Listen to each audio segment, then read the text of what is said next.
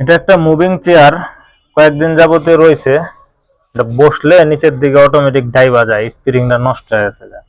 আর spring যে কিনুম, spring এর অনেক দাম। পরে কেমনে ঠিক করা যায় চিন্তা ভাবনা করতে করতে মাথায় একটা বুদ্ধি এলো যে এই যে মাঝখানে যে গ্যাপটা, এই জায়গায় কোনো পাইপ টাইপ কিছু একটা ভরে দেয় যাতে এটা নিচে না হয়। যে বুদ্ধি সেই কাজ। স্যানিটারির দোকানে গেলাম, দুইটা পাইপের শর্ট পিস আনলাম, আইনা একটা লোক একটা জোড়া দিয়া দিলাম এটার ভিতরে লাগায় স্প্রিং এর বদলে। এখন মনে করেন এটা নিচের দিকে নামে না। যে মানে যে পর্যন্ত হইলে ঠিক আছে ওই পর্যন্ত দিয়া লাগাই দিলাম। এখন মাশাআল্লাহ ঠিক হয়ে গেছে চেয়ার, আর নিচে ডাবে না, সুন্দরভাবে মুভিং হয়, সবকিছুই ঠিকঠাক আছে। আপনাদের কারো যদি স্প্রিং নষ্ট হয় এইভাবে ঠিক করে চালাইতে পারেন আপাতত।